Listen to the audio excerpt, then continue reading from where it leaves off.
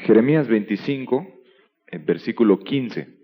Vamos a leer del 15 al 18. Dice: porque así me dijo Jehová Dios de Israel: toma de mi mano la copa del vino de este furor, y da a beber de él a todas las naciones a las cuales yo te envío. Y beberán, y temblarán, y enloquecerán a causa de la espada que yo envío entre ellas. Y tomé la copa de la mano de Jehová, y di de beber a todas las naciones a las cuales me envió Jehová: a Jerusalén, a las ciudades de Judá y a sus reyes y a sus príncipes, para ponerlos en ruinas y en burla y en maldición, como hasta hoy.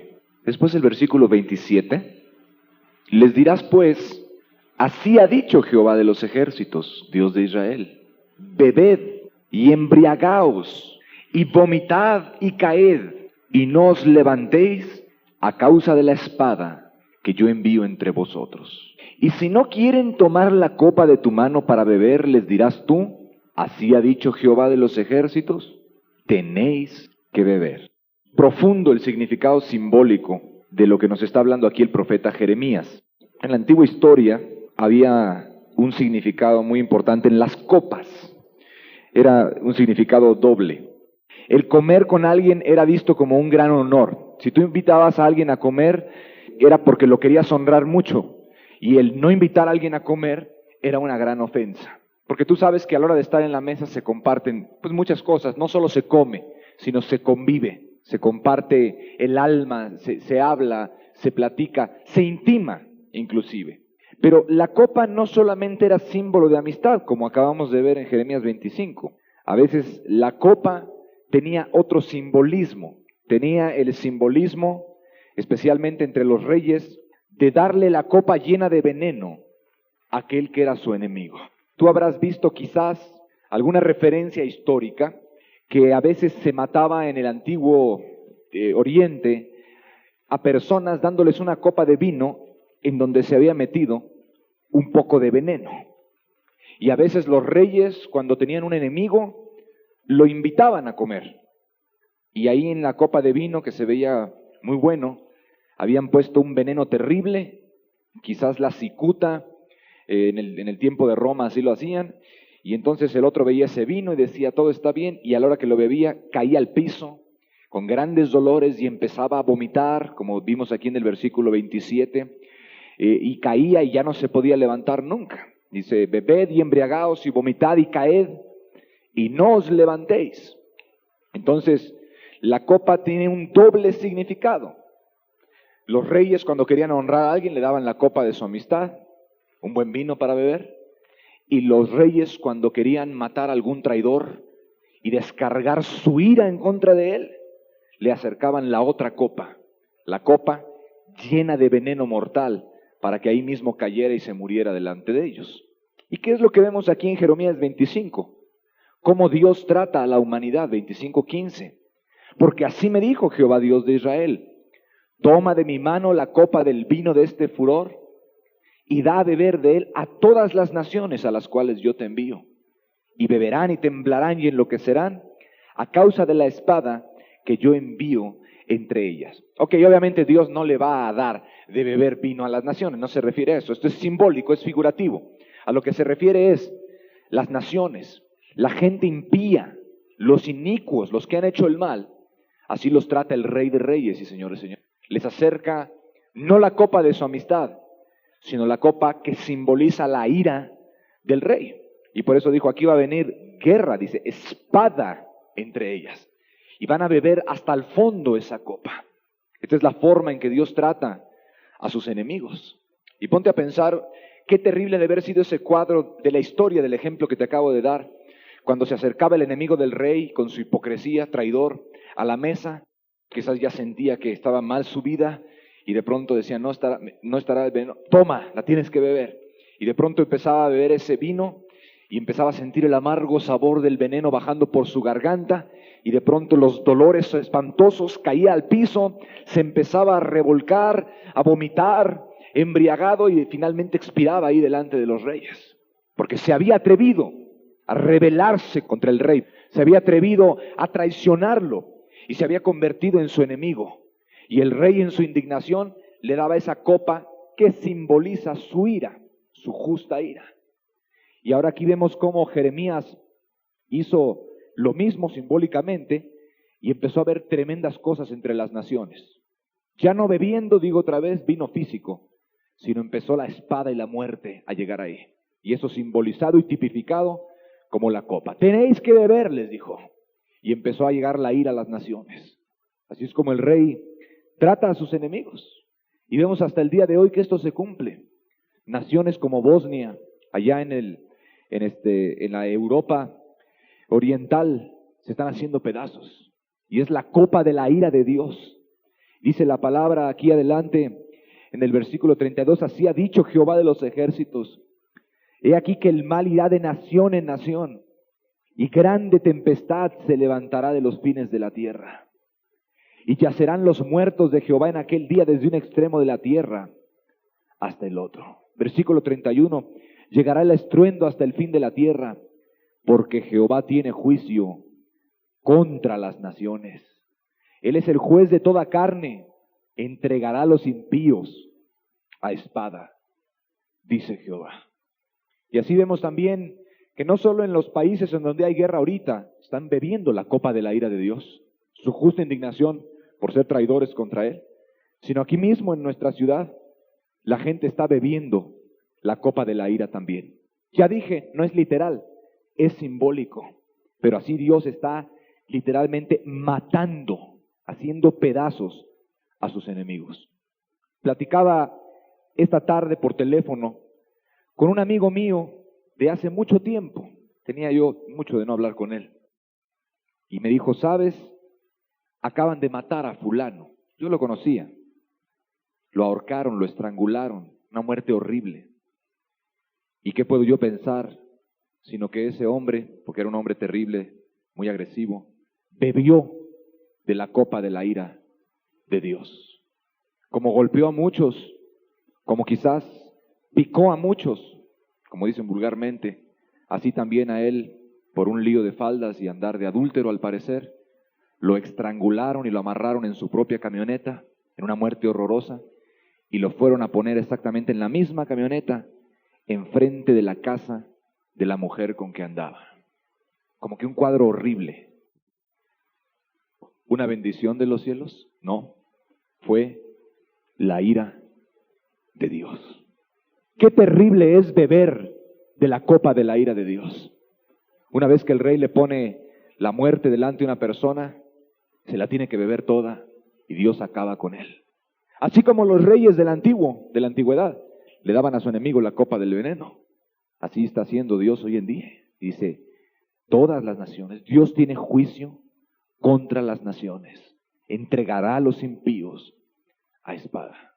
Esto te puede parecer a ti terrible, y en verdad creo que lo es. Es terrible las palabras que utiliza aquí Dios. Bebed de la copa de la ira. Tenéis que beber. Y así a cada persona le llega su tiempo. Bueno, hasta a su propio pueblo le llegó aquí, Judá, por haberse rebelado. Tú podrás estudiar en el libro de Lamentaciones de Jeremías. Qué terrible fue beber esa copa, exactamente la que dice aquí Jeremías, a su pueblo Judá. Era su pueblo, pero su pueblo se había rebelado contra él. Y Dios no hace acepción de personas. Él juzga sin acepción de personas a cada uno según su obra. Y si es su pueblo el que hace perversidad y maldad, a su pueblo Dios le acerca esa copa también. Porque Dios no tiene consentidos ni compadres. Dios es un juez justo. No solamente es Dios que tiene un pueblo. En Lamentaciones de Jeremías podemos ver el cumplimiento de la profecía que acabamos de ver en el capítulo 25 del profeta. Ahí vemos que cómo quedó Judá. Tú lo puedes estudiar esta noche. Quedó hecho pedazos. Quedó destrozada la ciudad. Dice que colgaron a los ancianos de las manos. Mataron a muchísimas personas. A las mujeres, a las vírgenes las violaron los soldados babilonios. A los niños los agarraron de los pies y los estrellaron contra las peñas. Y los padres tuvieron que ver cómo sus hijos eran despedazados como si fueran gallinas o animales delante de ellos. Ellos vieron eso. La Biblia no es un libro que habla fantasía, habla puro hecho histórico, real. Estrellaron contra la peña a sus hijos. Ellos vieron el cerebro de sus pequeños regado por ahí. Ellos vieron a las mujeres vírgenes, ¿verdad? Mujeres que no habían conocido varón, siendo violadas salvajemente por los soldados babilónicos llenos de lujuria. En hechos verdaderamente dolorosos, traumáticos, salvajes, espantosos, horrendos. El profeta Jeremías, si me quieres acompañar rápido aquí a Lamentaciones, da una descripción. Lamentaciones 2, en el versículo número 11, nos dice cómo sufrieron la ira de Dios los israelitas. Dice el profeta: mis ojos desfallecieron de lágrimas, se conmovieron mis entrañas. Mi hígado se derramó por tierra a causa del quebrantamiento de la hija de mi pueblo, cuando desfallecía el niño y el que mamaba en las plazas de la ciudad. Decían a sus madres: ¿dónde está el trigo y el vino? Desfallecían como heridos en las calles de la ciudad, derramando sus almas en el regazo de sus madres. Allí estaban los niños en el hambre, cuando los babilonios rodearon toda Judá y no había que comer. Los niños gritando y las mamás desesperadas, volviéndose locas. Dice en el verso 21, niños y viejos yacían por tierra en las calles. Mis vírgenes y mis jóvenes cayeron a espada. Mataste en el día de tu furor, degollaste, no perdonaste. Verso 20, mira, oh Jehová, y considera quién has hecho así. ¿Han de comer las mujeres el fruto de sus entrañas, los pequeñitos a su tierno cuidado? Así, hasta se terminaban comiendo a sus propios hijos del hambre tan terrible que había en la ciudad. Y muchas otras cosas nos dice aquí que habían sucedido, como por ejemplo que los que se criaron entre púrpura se abrazaron a los estercoleros. Hombres finos, acostumbrados a los mayores lujos, a los hijos de los mismos príncipes de la ciudad, se terminaron abrazando a los estercoleros para comer el estiércol de los animales y de las palomas en el hambre tan increíble que estaban sintiendo. Dice que no se les podía reconocer a algunos de ellos. Dice, sus nobles fueron más puros que la nieve, más blancos que la leche. Más rubios eran sus cuerpos que el coral y su talle más hermoso que el zafiro. Oscuro más que la negrura es su aspecto. No los conocen por las calles. El sol quemándolos, todos enflaquecidos, desnutridos por la terrible hambruna que había sobrevenido a Judá. Ya nadie los reconocía, hasta la piel les había cambiado ya negra.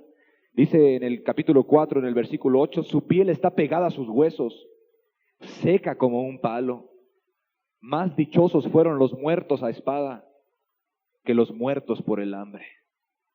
Versículo 10, las manos de mujeres piadosas cocieron a sus hijos. Sus propios hijos les sirvieron de comida en el día del quebrantamiento de la hija de mi pueblo.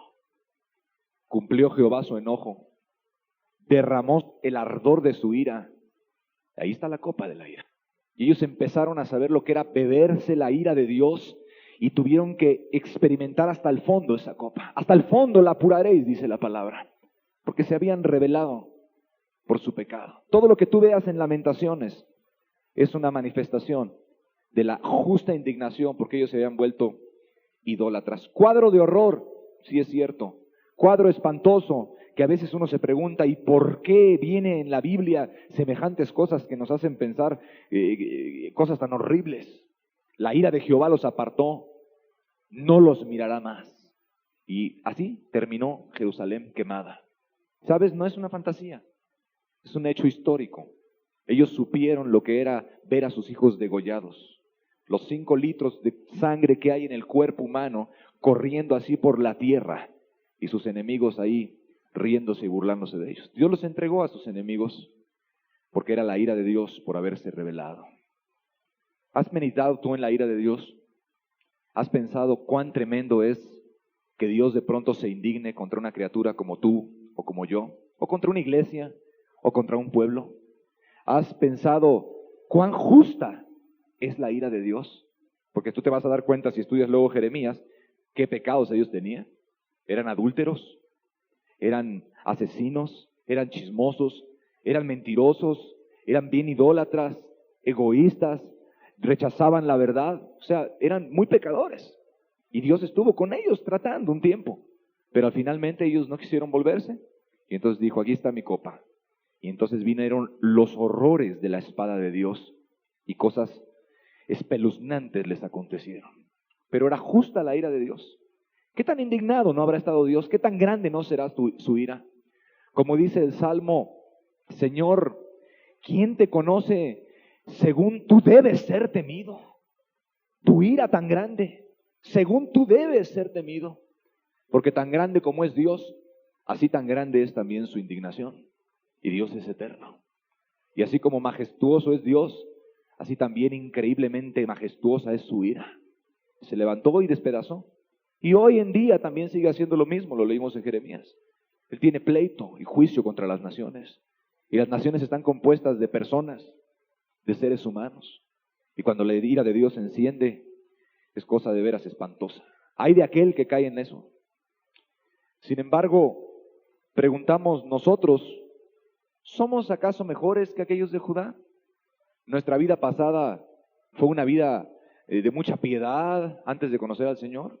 ¿Fue una vida de mucha misericordia que tuvimos? No. La verdad es esta.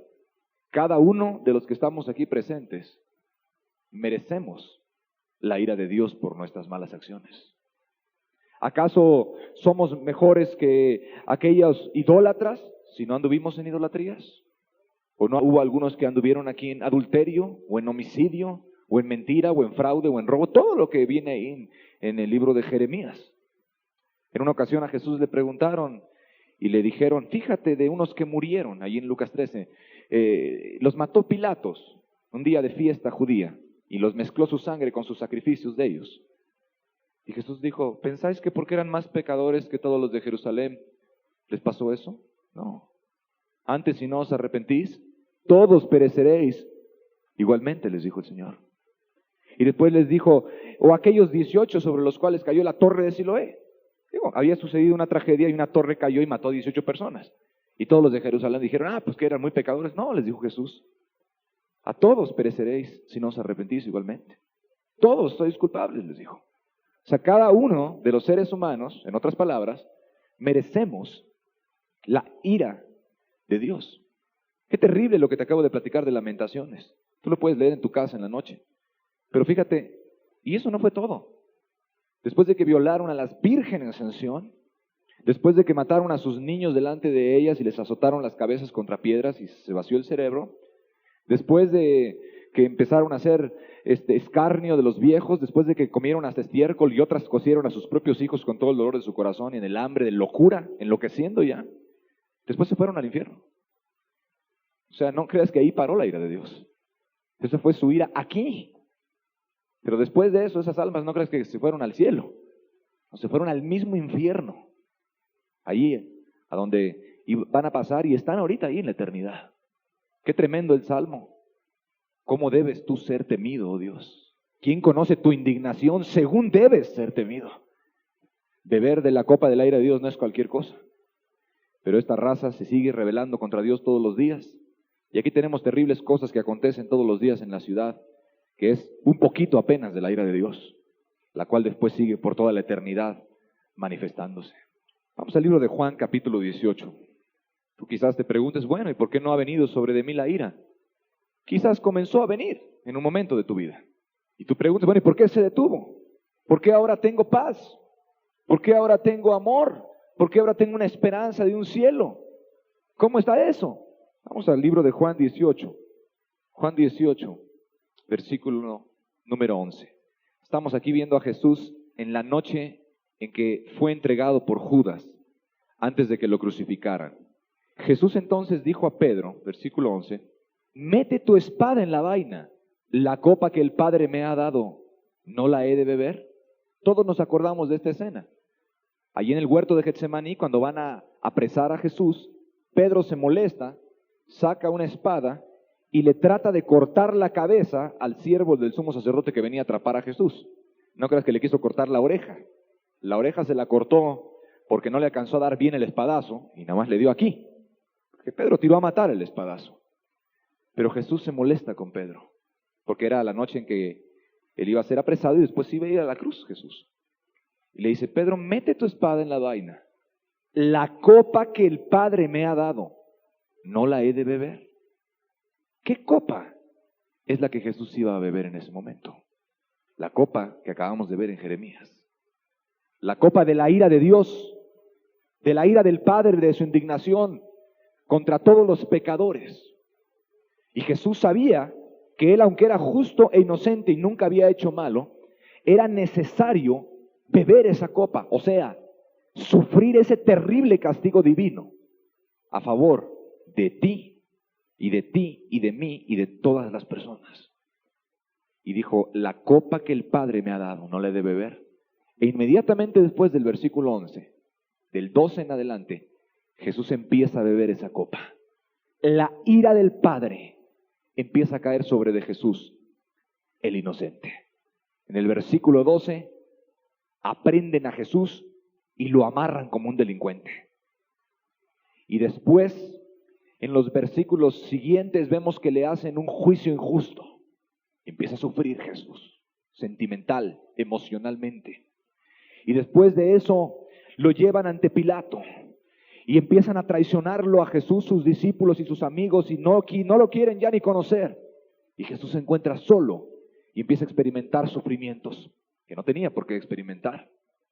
Después de eso, es azotado y es despedazado y es abofeteado en el capítulo 19, versículo 30. Y empieza a sufrir dolores Jesús. Y la multitud le grita, crucifícalo. Y le ponen la corona de espinas y se la entretejen en el versículo 2 del capítulo 19. Y estaba él sufriendo, bebiendo la copa de la ira del Padre. Cualquier persona que hubiera pasado en ese momento y hubiera visto eso, que no supiera quién era Jesús, hubiera dicho, este hombre, está la ira de Dios sobre de él. Así lo dice también Isaías 53. Lo tuvimos por azotado de Dios y por herido de Dios. Cualquier extranjero que hubiera pasado, que no supiera que Jesús era un hombre inocente, hubiera dicho, ¿qué maldad habrá hecho este hombre para que le esté yendo como está? Mira cómo la bofetean. Y lo golpearon y le pusieron la corona y le azotaron en la espalda con el látigo de 3 colas romano, se la dejaron hecha a pedazos. Y después cuando tenía sed, ahí le dan a beber vinagre para que le quemen la boca. Y en verdad, la ira de Dios cayendo sobre el Señor Jesucristo. Los clavos traspasaron sus manos.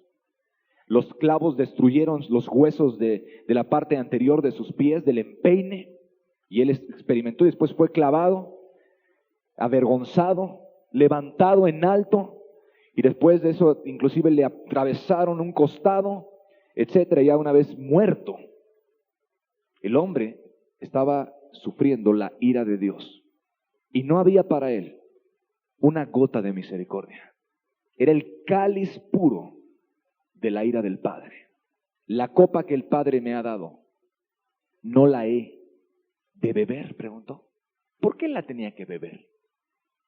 Por ti y por mí. Por eso la quería beber. O sea, sabiendo que a ti y a mí nos debe de tocar ese juicio que ya vimos en Jeremías, justamente por nuestros pecados, Jesús dijo, cárguenme el juicio a mi cuenta. Él merece la muerte y que le sea destruido y después se vaya al infierno. Ella merece la muerte, no. Yo me tomo la copa de ella.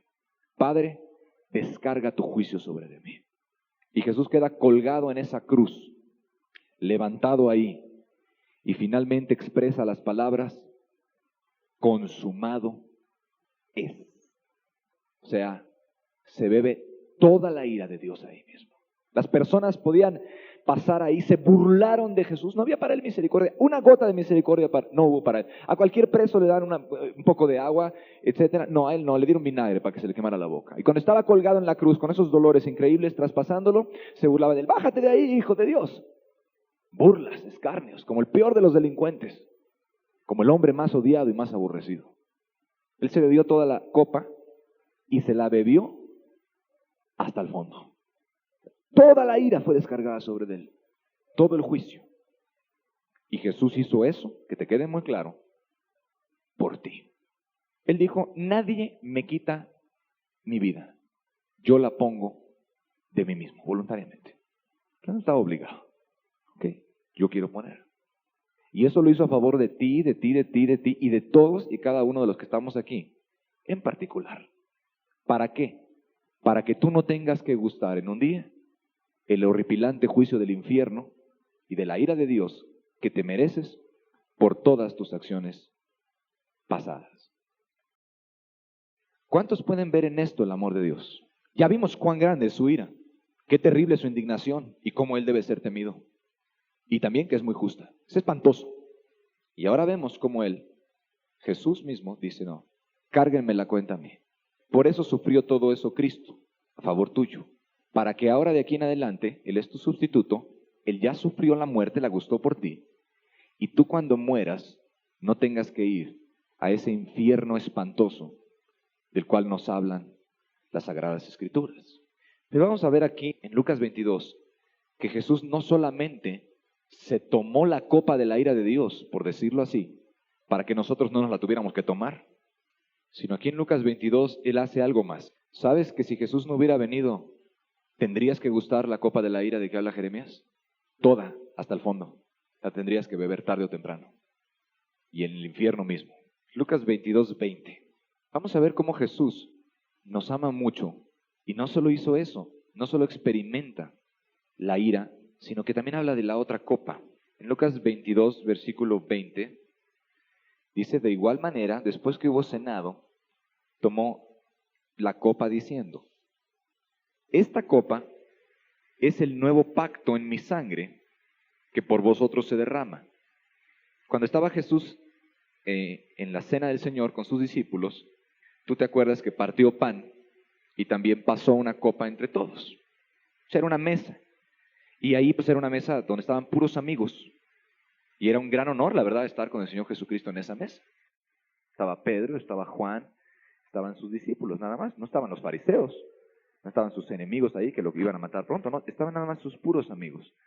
Y Jesús no solamente tomó la copa de la ira, sino que nos ofrece esta copa en símbolo ahora de amistad con Él. Y dice también en el versículo 18, porque os digo que no beberé más del fruto de la vid hasta que el reino de Dios venga. O sea, que va a haber un momento en el cielo, en la gloria, en donde nos vamos a poder sentar los cristianos con Jesús a su mesa en su reino. Invitados del Rey de Reyes y Señor de Señores, con un lugar de honor ahí, para poder comer y para poder estar con Él, y para poder platicar cara a cara con Él. Eso es parte de un simbolismo profundo que tiene la cena del Señor. O sea, así como se toma aquí la cena, eso nada más es una figura de que verdaderamente vamos a estar en el reino de Él, cuando venga su reino, y vamos a estar en su misma mesa, literalmente, así como estás hoy aquí, ¿sí? No va a ser solo espiritualmente, va a ser literalmente, no va a ser imaginariamente, sino así como estamos ahorita aquí, y podemos así, y yo me puedo beber de este vaso que tengo aquí enfrente, así va a haber un momento en que en la resurrección de los muertos, vamos los cristianos a estar literalmente con Jesús, y vamos a sentarnos a su mesa como hijos del Rey de Reyes y del Señor de Señores. ¿Habráse oído un privilegio más grande que este? Fíjate lo que ha hecho Jesús por nosotros. No solamente se bebió Él la copa de la ira del Padre con todo el juicio que cayó sobre Él, para que tú no la gustaras, sino que además, como si eso no fuera suficiente, te extiende la otra copa, la copa del amigo, de la invitación a su mesa, ahorita aquí, en la tierra, y en el reino eterno, en su gloria, estar con Él literalmente. Él dijo, no beberé más del fruto de la vida hasta que el reino de Dios venga. O sea, diciendo, cuando venga el reino, cuando sea la resurrección, entonces voy a volver a tener esta cena que tuve con mis discípulos. Y por eso Él decía, que deseo comer con vosotros esta Pascua, les dijo a Pedro y a Juan y a todos ellos, que eran seres humanos igual que tú y yo, un pescador, otro joven, etcétera. Eran seres humanos, tal y como tú y yo. Dijo, ¿cómo deseo comer esta Pascua? Porque no la comeré más hasta que se cumpla en el reino de Dios. Estamos diciendo, mire, discípulos, este mundo es terrenal, es temporal. Viene el reino, viene el futuro, viene la resurrección. Y allá nos vamos a sentar. Y así como aquí estamos, pero en condiciones muy distintas, porque ahí estaban perseguidos y angustiados, vamos a poder comer juntos y vamos a poder disfrutar del amor, de la paz, de la gloria, de la sabiduría, de la seguridad eterna por los siglos de los siglos de los siglos para siempre. Allá donde dice la Biblia que no habrá hambre ni sed jamás, que no habrá calor, que Él enjugará toda lágrima de ellos, que no habrá enfermedad, que la muerte habrá sido sorbida en victoria, donde no habrá ni siquiera un cuerpo físico como el que tienes ahorita deteriorado y como el que tengo yo, que a veces da problemas. No, porque en la gloria no va a haber nada de eso. En la resurrección Él va a haber dado cuerpos nuevos, ¿sí? Cuerpos perdurables, perfectos para siempre. Y ahí estaremos con Él por los siglos de los siglos. Es increíble lo que Jesús ha hecho. Es maravilloso, más allá de toda comprensión. El amor que Él tiene por cada uno de los que estamos aquí es tan increíble que Él lo manifestó en los hechos. Se bebió la ira. Acuérdate, Jesús no es una idea. Jesús es una persona. Y Él vino en esta tierra.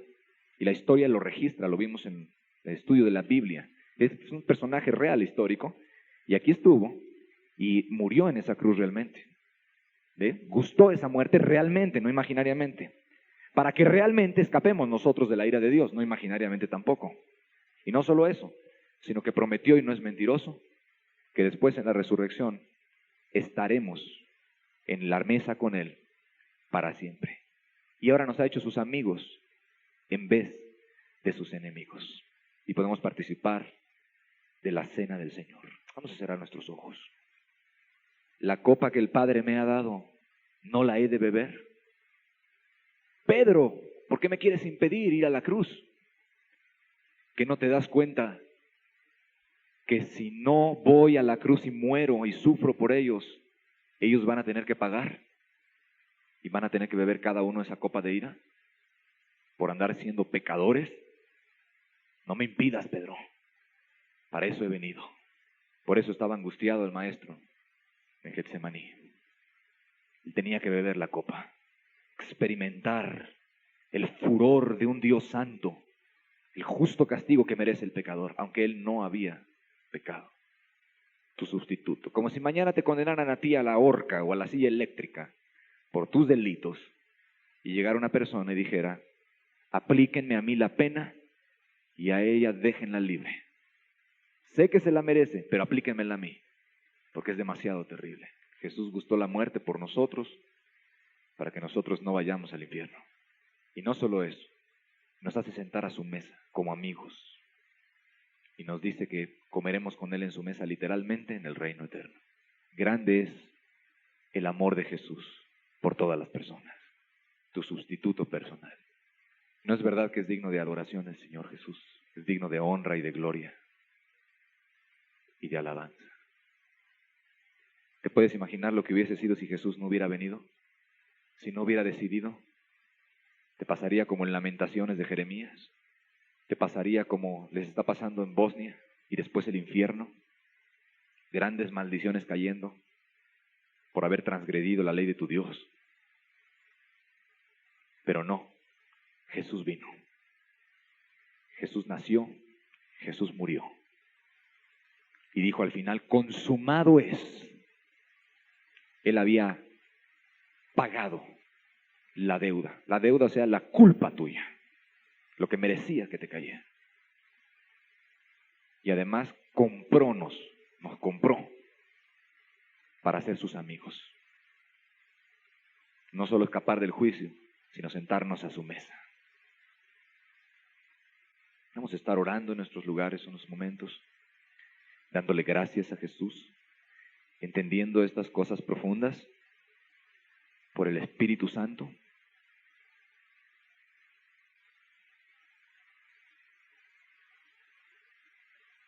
Esto es algo tan personal, sobre todo cuando tú sabes que lo hizo por cada uno. Porque Dios conoce a cada uno, Jesús conoce a cada uno. Él sabía lo que para Juan, para Beatriz, para Rebeca, para Pedro, iba a ser experimentar la ira de Dios. Y él sabía que era justo que te la aplicara. Pero dijo, lo voy a ayudar. Lo voy a hacer escapar de ese terrible castigo, de la ira de mi Padre. Yo pago la cuenta, cárguenmela a mí. Échenme encima la copa. Yo la beberé hasta el fondo.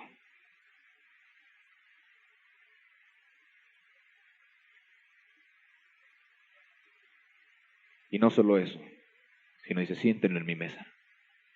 Y aunque era mi enemigo, ahora quiero que sea mi amigo. Al que nos lavó de nuestros pecados con su sangre y nos hizo reyes y sacerdotes para Dios su Padre. A Él sea la gloria y la honra y la alabanza por los siglos de los siglos. Dice la palabra, hijitos, aún no se ha manifestado lo que hemos de ser. Es cierto, el mundo ve al cristiano como alguien raro. Es cierto, el mundo te ve como alguien tonto. El mundo ve al cristiano como alguien vil, como alguien que no está disfrutando de los deleites temporales del pecado. Sin embargo, aún no se ha manifestado lo que hemos de ser. En la gloria, en la eternidad con Cristo, estando a su lado, viendo su rostro, dice Apocalipsis, sirviéndole, adorándolo, en los planes que Él ha preparado para la eternidad. Es gloriosa la esperanza del cristiano. Sí, ¿verdad? Jesús gustó la muerte por todos nosotros. Bebió la copa, la ira. Todo cayó sobre Él. No hubo ni una gota de misericordia para Él, para que para ti haya misericordia. Él tuvo sed para que tú puedas beber del agua viva. Él fue golpeado para que tú puedas estar en el cielo en paz. Él fue angustiado para que tú tengas reposo.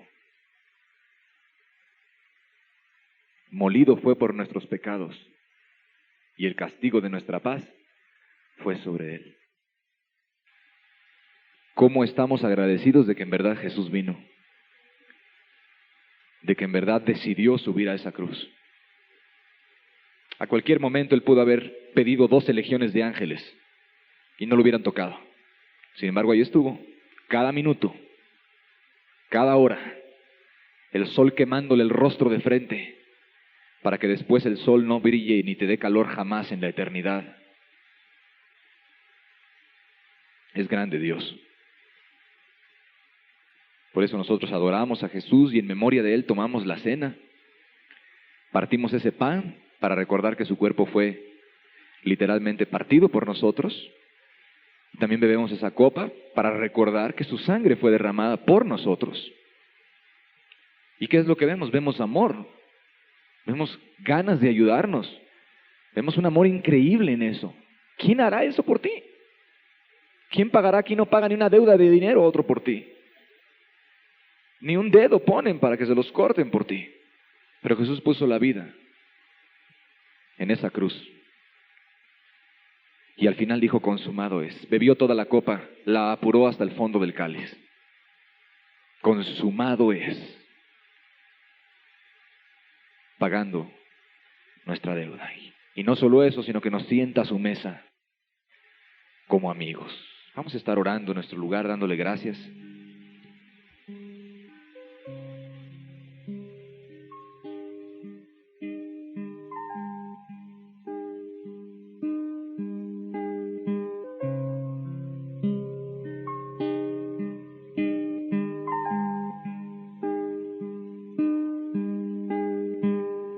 Tan grande fue el amor de Dios que hasta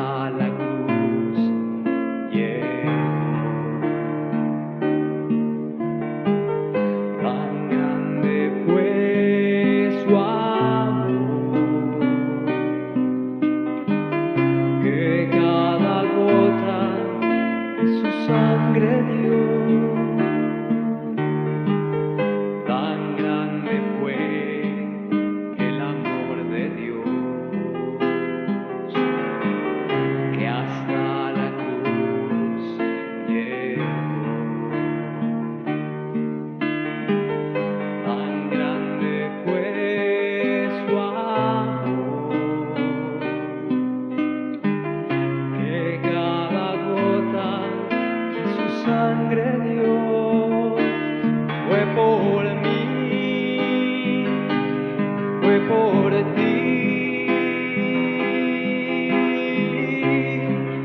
para perdonarnos, fue por mí, fue por ti, para hacerte libre, libre para amar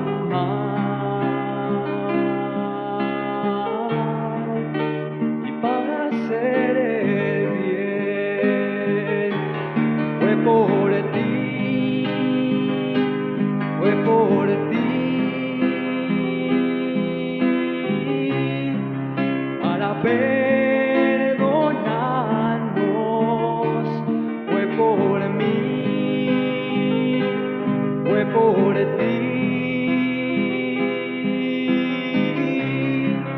para hacerte libre,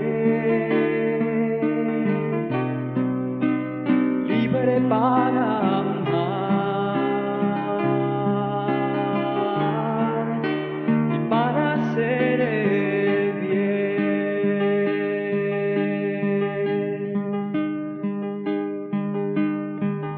Tan grande fue el amor de Dios que hasta la cruz llegó. Tan grande fue su amor que cada gota de su sangre dio. Tan grande fue el amor de Dios que hasta la cruz llegó. Tan grande fue su amor que cada gota de su sangre dio. Fue por mí, fue por ti, para perdonarnos, fue por mí, fue por ti, para hacerte libre, libre para amar y para hacer el bien. Fue por mí, fue por ti, para perdonarnos, fue por mí, fue por ti, para hacerte libre, libres para amar y para hacer el bien, libre para amar y para hacer el bien.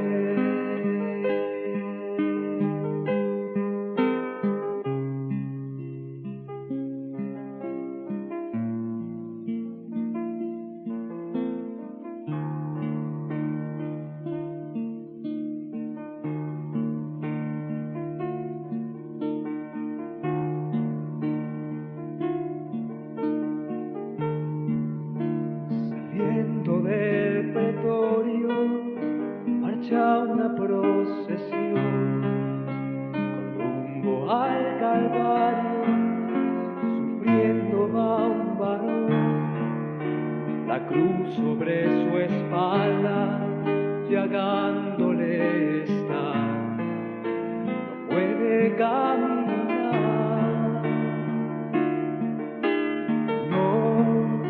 no puede dar un paso y cae cae sobre el camino, recibe un latigazo sobre su cuerpo herido, no puede avanzar y solo escucha un grito: levántate, maldito.